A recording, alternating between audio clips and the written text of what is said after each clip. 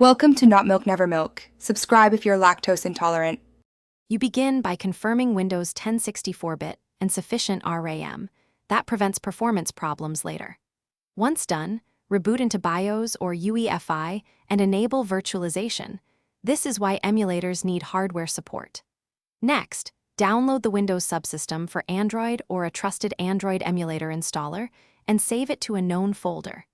Make sure your account has admin rights so installation proceeds without interruptions. Otherwise, permissions will block package components. Proceed to run the installer as administrator to start the setup process. You now follow installer prompts and accept system-level permissions. This integrates virtualization and network drivers. Once installed, open the emulation settings and configure CPU cores, RAM, and storage to match your workload. Don't overcommit system memory, or Windows will slow down.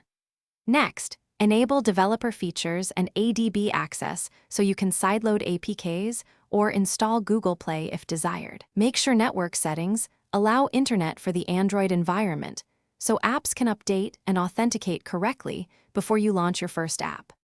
You finish by launching apps to verify functionality and tweak performance or input mappings for mouse and keyboard responsiveness. If an app fails, use ADB to view logs and reinstall that APK. Often a quick subsystem restart clears transient errors.